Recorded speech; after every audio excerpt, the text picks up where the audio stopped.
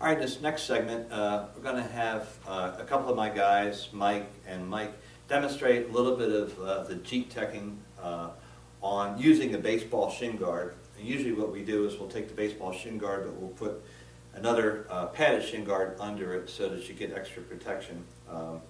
The highest danger point for some people when they're using the shin guards or Jeet Tekking is that the person feeding comes in and they straighten their leg, and then of course you can jam your knee going backwards with a straight leg. So it's important that people who do this to come in and keep the leg a little bit supported and bent so as the Jeet Tek hits, it doesn't snap your leg backwards. So I'll have Mike and Mike come out. So because of the narrowness of the framework in which we're working, they're just going to move a little bit. I'll get out of the way and just show the basic Jeet Tek, and then we'll go into some other follow-ups after that. So if you guys just want to move around a little bit and show that. So as Mike comes in range, the other Mike is doing the Jeet Tek as soon as he comes into the range for striking. So,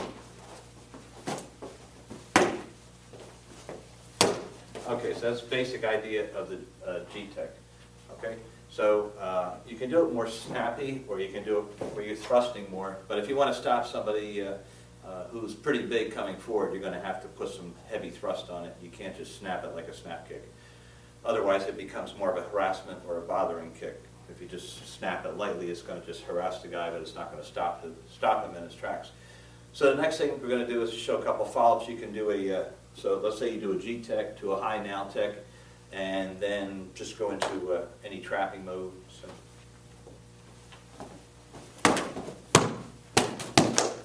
Okay, so in that case, he went Jeet Tek, now Tek into a Loi Da, Hua Choi, and then a Lop Sao.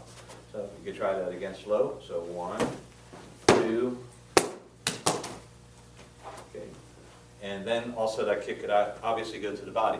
Now the effects of the kicks, of course, aren't always factored in, because maybe if you hit the guy heavy in the head with the first round kick, he may not be there to trap. And or if on the next one, let's say we hit the groin or the solar plexus with the round kick, when he goes here, he may bend over, he may not be in trapping position. So obviously then you could just go into striking, but or grappling or whatever you choose. But let's say for purposes of this drill that he stays there, and then you go into now Tek and then trap, whatever you feel is correct here. Okay?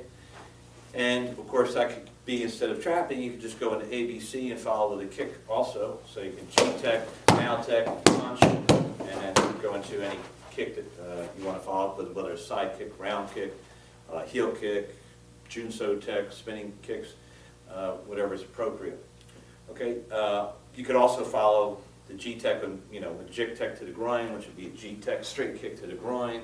Obviously, you could use finger jabs to the eyes as a follow-up, and you could, for exercise purposes, you could go Jeet Tek and then So Tek or a lead heel kick. So let's, if you try that, so Jeet Tek, So Tek, and then you could either kick again, bridge the gap, or go into ABC.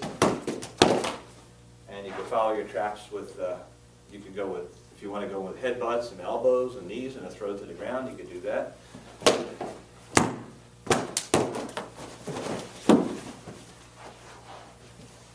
Okay, so this just gives you some of the ideas off of the Jeet Tek. Obviously, there's tons and tons of information. You'd have to look towards the complete videos for these things.